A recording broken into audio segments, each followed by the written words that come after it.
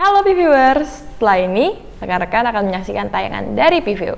Untuk rekan-rekan yang baru menonton, jangan lupa untuk like, comment, and subscribe di bawah ini ya. Pastikan juga untuk di-share ke rekan-rekan terdekat Anda. Happy watching! Halo P-Viewers, selamat datang di video P-View by Paramavida Aquadia Group.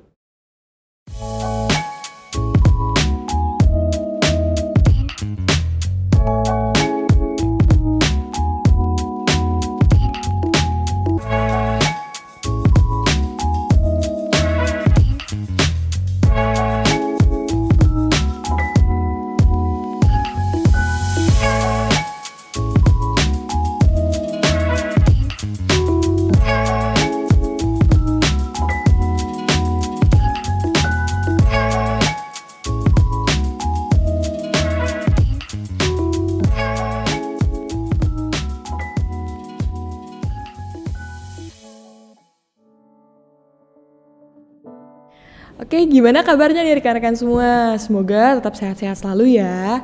Dan juga kita kembali lagi nih ke video preview tentunya dengan topik yang menarik dan narasumber yang gak kalah menarik. Nah, saat ini sudah bersama saya nih, Bapak Sofi sebagai narasumber kita hari ini. Kita sapa dulu yuk. Halo Pak Sofi. Halo Mbak Naomi. Sehat apa kabar? Hari ini? Oh baik-baik, sehat-sehat selalu. Baik, memang terpancar sih Pak auranya. Karena ketularan sama Mbak Naomi kan, ketularannya. Saya tersanjung. Oke, mungkin Pak ada di antara rekan-rekan profesional kita yang baru menonton dan juga baru bergabung nih jadi subscriber. Boleh diceritakan sedikit mungkin Pak latar belakang dan kegiatan saat ini lagi apa nih Pak? Oke, terima kasih Mbak Naomi. Rekan-rekan semua, perkenalkan nama saya Sofiullah Alawi, biasa dipanggil Sofi. Saat ini saya masih senang belajar untuk menimba ilmu yang baru dan terus bisa berkecimpung di dunia pengembangan SDM dan sekaligus juga saya menjalankan usaha kecil-kecilan di bidang kuliner gitu loh. Nah itu yang aktivitas yang saya lakukan saat ini. Oke, memang tidak salah, saya bersama orang yang tepat nih rekan-rekan semua. Oke, baik sebelumnya terima kasih nih Pak, kita sudah punya waktu untuk sharing, Bapak sudah meluangkan waktunya juga, terima kasih. Jangan lupa untuk like, comment, dan subscribe untuk video-video terbarunya.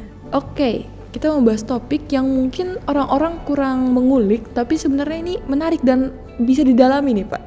Oke. Topiknya adalah keterampilan interpersonal untuk komunikasi efektif dan membangun hubungan yang baik dan profesional tentunya. Wow, panjang ya Pak. Wah. Oke. Bisa diulang? Dalam bercanda. Repeat. Baik, pertama-tama nih saya mau tanya, menurut Bapak gimana sih atau bagaimana apa yang dimaksud nih dengan interpersonal skills? Interpersonal skill. Oke Mbak Naomi, terima kasih waktunya. Hari ini kita akan bahas tentang interpersonal skill dalam kaitannya dengan komunikasi dan interaksi dengan orang lain ya di dunia kerja ya. Oke. Betul. Sekarang apa sih sebenarnya interpersonal skill nih? Mungkin referensi yang bisa kita lihat banyak sekali, definisi yang banyak kita dapatkan dari banyak sumber, bisa di Google atau apapun ya.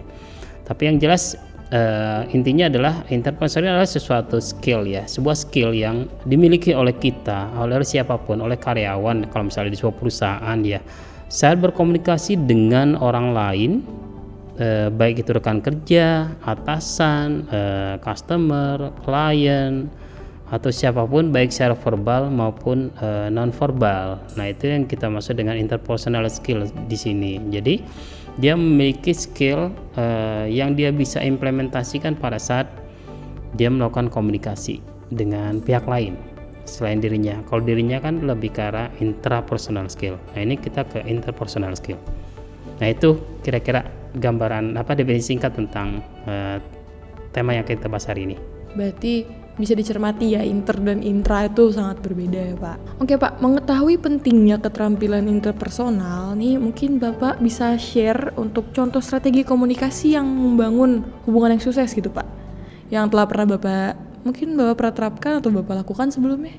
Oke Mbak Naomi, tadi kan kita bicara tentang komunikasi. Sendernya mengirimkan pesan kepada receiver dan receiver memahami dan receiver memberikan feedback kepada sender pesan bahwa dia sudah paham apa yang disampaikan. Nah tentu di tengah proses itu pasti ada barrier, ada halangan-halangannya yang menjadi trigger yang membuat komunikasi tidak berjalan dengan smooth, dengan lancar, sehingga timbul permasalahan. Nah, kalau kita bicara bicara tentang komunikasi apakah sangat penting atau tidak, ya tentunya sangat penting, karena kan kita selalu berhubungan dengan banyak pihak, berhubungan sama orang. Terkadang juga kita butuh juga komunikasi sama diri sendiri kan. Benar, Pak. Pernah nggak ya ngobrol sendiri? Pernah ngomong sendiri gitu. Ngomong sendiri ke orang gila berarti enggak. Nah, itu yang kita coba lakukan. Yang pertama, ya kita harus lihat, kita pelajari dulu, kita lihat siapa lawan bicara kita. Nah, nantinya setelah kita tahu siapa, kita udah pahami karakter dia seperti apa. Nah, kita sesuaikan tuh gaya komunikasi kita ke dia supaya kita bisa masuk dan kita bisa tune in dengan orang yang kita ajak lawan bicara. Yang pertama yang kita lakukan adalah kita samakan frekuensi dengan dia. Contoh kayak gini, kalau misalnya kita mau bingung nih, kita bicara sama orang yang levelnya di atas kita, ya tentunya pasti kita akan dengan gaya bicara yang sesuai dengan porsinya sebagai bawahan kepada atasan. Nah, kita sesuaikan kan, kita samakan. Kalau kita bicara dengan tim, kalau misalnya kita seorang atasan, ya pasti kita bicara porsinya sebagai atasan kepada tim. Terus kalau pada saat kita bicara dengan rekan kerja, pasti gayanya beda-beda sendiri. Jangan sampai pada saat kita bicara sama atasan kita pakai gaya bicara sama bawahan, jadi ngelunjak kan. Nah, itu jangan sampai seperti itu. Nah, kita coba harus samakan dulu frekuensinya. Terus yang kedua, kita cari persamaan antara kita dan dia.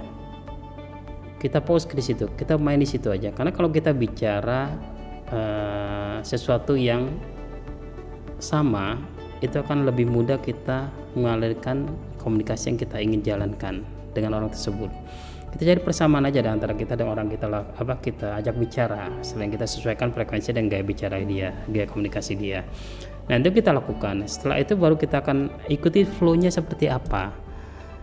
Let it flow gitu. Akan ke arah mana nanti komunikasi yang kita ingin capai, sampai kita tetap batasi koridor-koridor yang kita ingin jalankan sehingga target komunikasi kita itu tercapai. Apa yang kita sampaikan dipahami sama yang bersangkutan dan kita mendapatkan feedback dari yang bersangkutan bahwa yang bersangkutan kita ajak bicara itu memahami pesan yang kita sampaikan. Nah, terus kita coba terapkan dulu. Jadi sesuaikan frekuensinya. Nah, itu yang harus kita lakukan di awal. Oke. Nah, ini kita lanjut nih, Pak.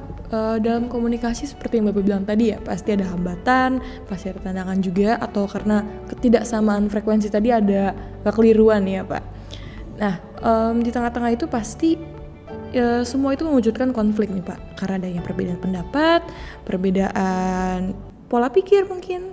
Nah, menurut Bapak nih, dalam hubungan diskusi kita kali ini, sejauh mana sih kemampuan interpersonal ini dapat melihat akar masalah dan mengatasinya? Yang namanya beda pendapat pasti wajar, terkadang muncul ya. Kenapa permasalahannya? Pertanyaannya adalah kenapa ada terjadi beda pendapat? Menurut Nomi kira-kira kenapa? Beda pendapat karena mungkin latar belakang yang berbeda. Karena mungkin juga tadi bisa dikaitkan dengan pola pikir, Pak. Terbiasanya seperti ini, terus dibawa kebiasaannya, yang mana di tempat ini tidak seperti itu. Jadi gitu menurut saya sih, Pak. Oke, good. Nah, itu sudah terjawab ya berarti ya. Saya nggak perlu jawab lagi ya. Nggak, oke. Kenapa muncul perbedaan pendapat? Saya setuju dengan Pak Nomi. Ya karena kalau menurut saya sih ada dua hal yang menjadi pemicunya. Yang pertama, di antara kedua orang tersebut yang memiliki perbedaan pendapat yang berbeda, itulah karena faktor mereka memiliki sudut pandang yang berbeda. Itu yang pertama, terhadap suatu hal yang menjadi objek perbedaan pendapat. Yang kedua, adanya perbedaan pemahaman tentang apa yang mereka sedang bahas. Yang ini pahamnya seperti ini, yang satu mungkin pahamnya berbeda. Itu akan muncul jadi kayak semacam perbedaan pendapat. Terus permasalahannya adalah gimana caranya kita bisa menyikapi perbedaan ini? Apakah terus kita akan selalu kuat-kuatan dengan pendapat-pendapat kita masing-masing?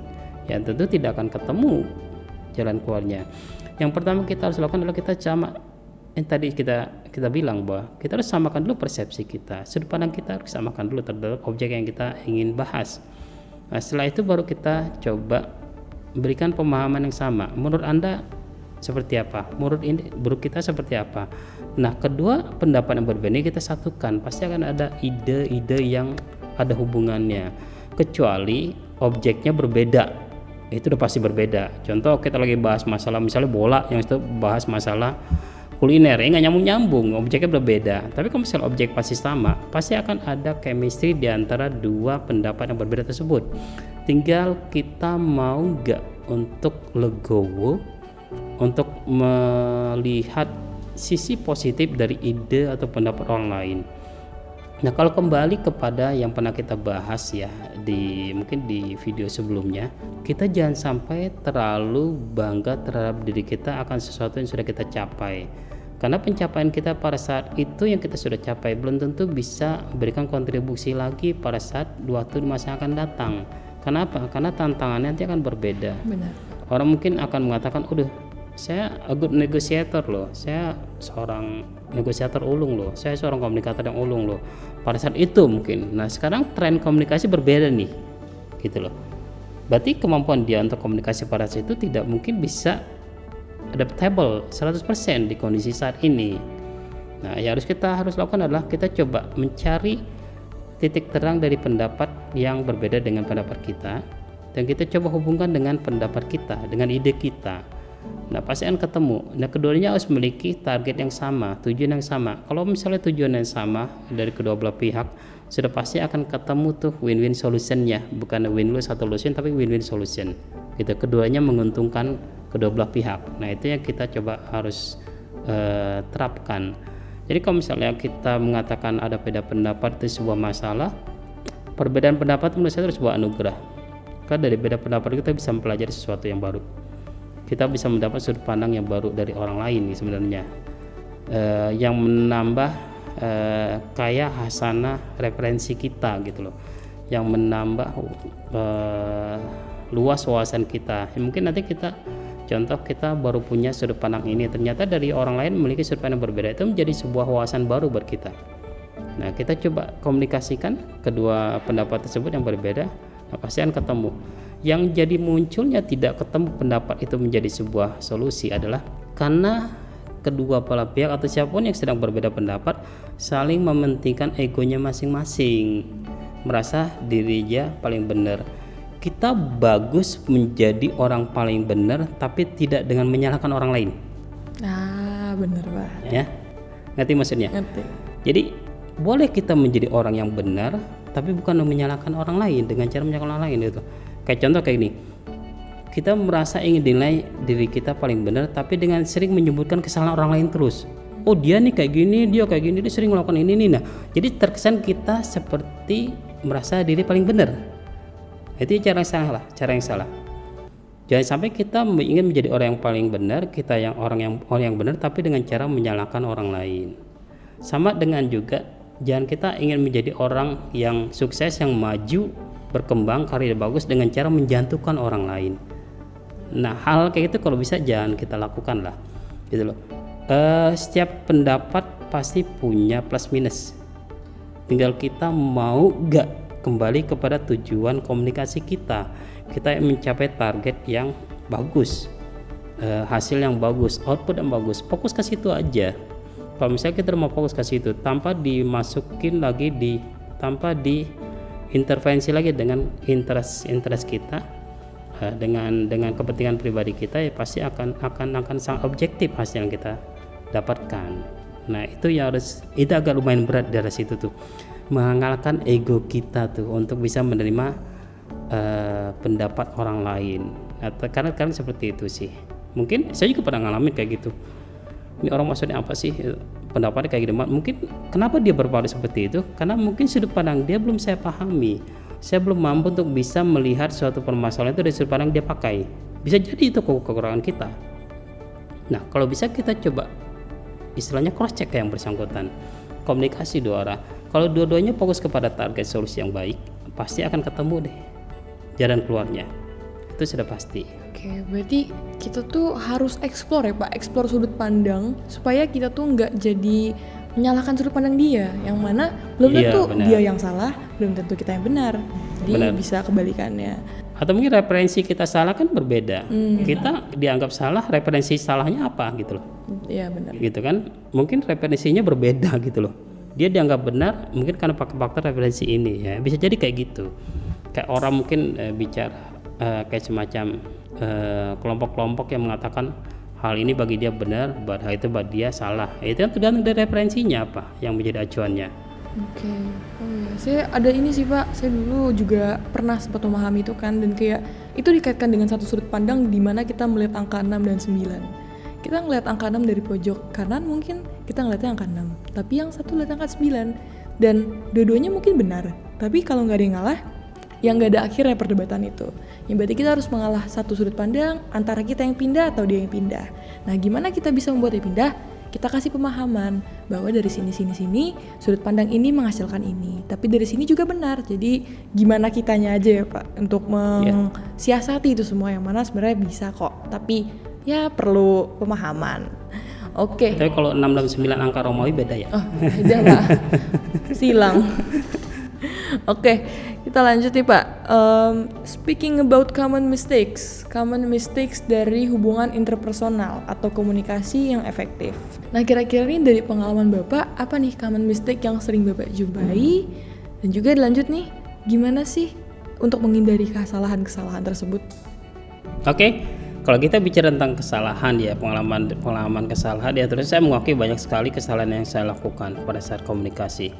Dan tentunya konsekuensinya adalah saya akan mendapatkan beban masalah baru,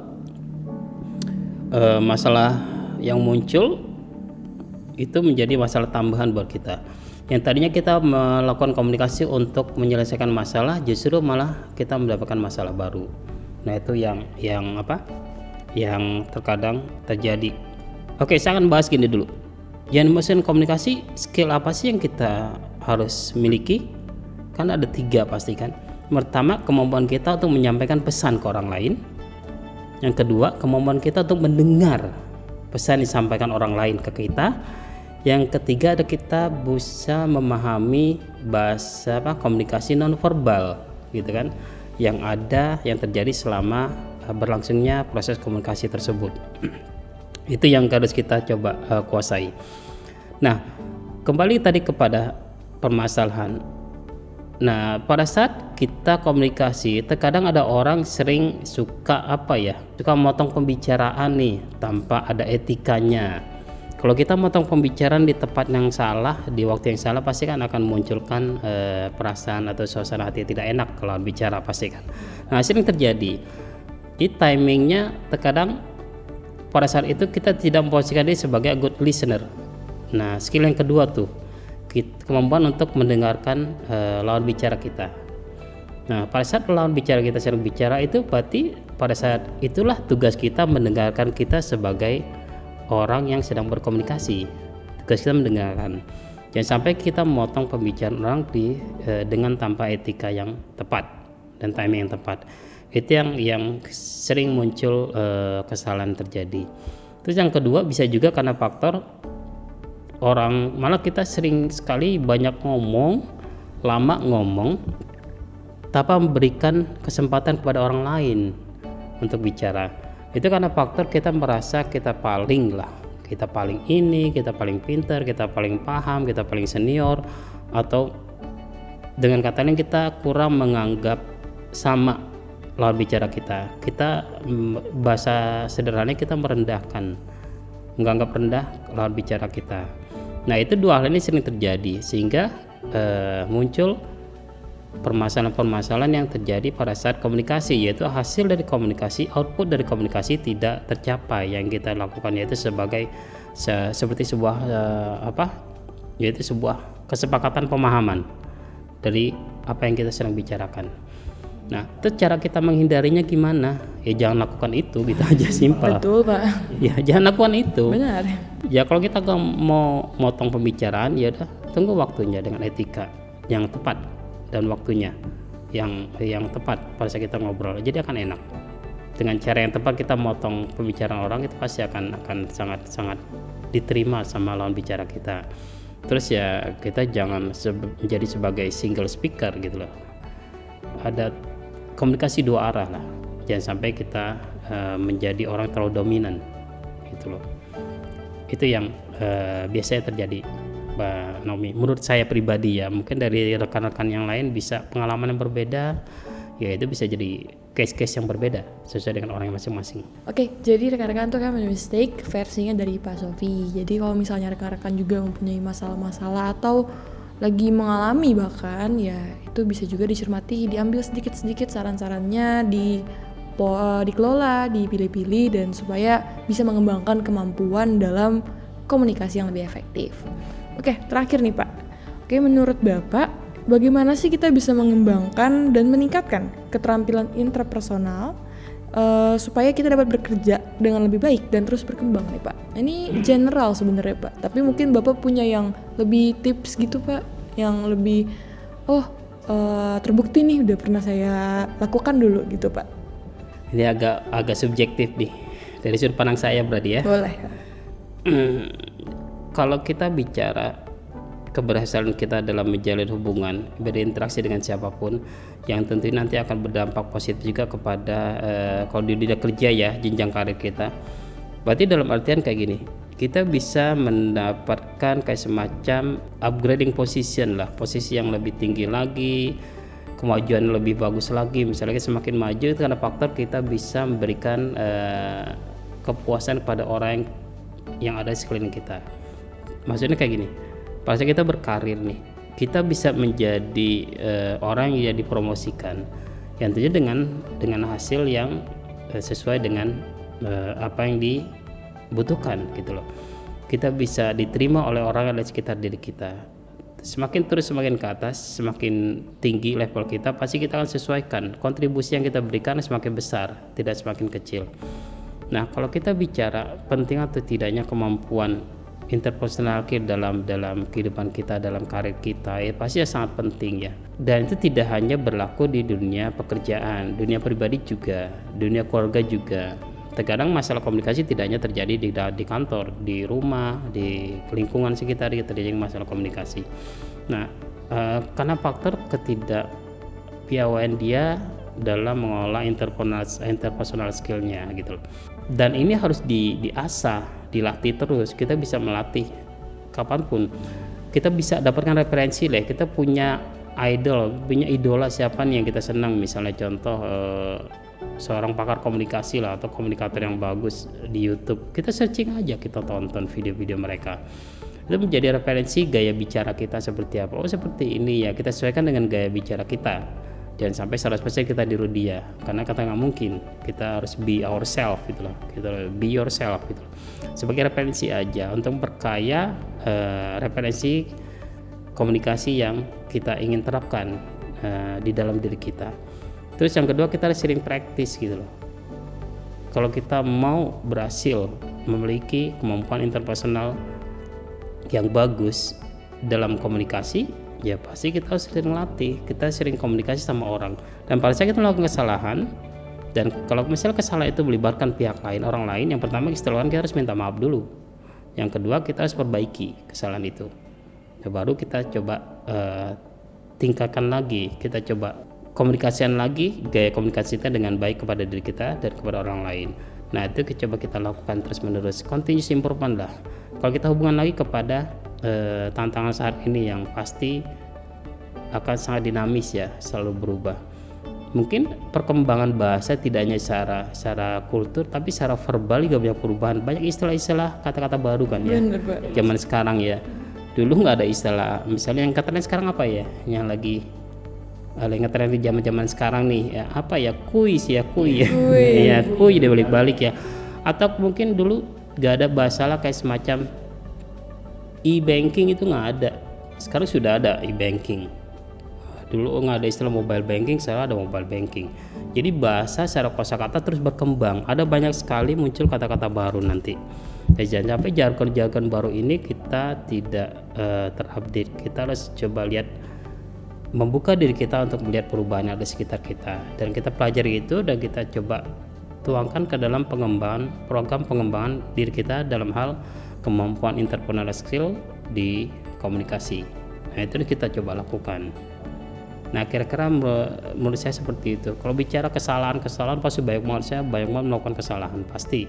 Nah masalahnya ya kesalahan itu harus kita akui bahwa kita melakukan kesalahan, dan kita harus bisa memperbaiki kesalahan itu sehingga kita tidak mengulangi kesalahan yang sama.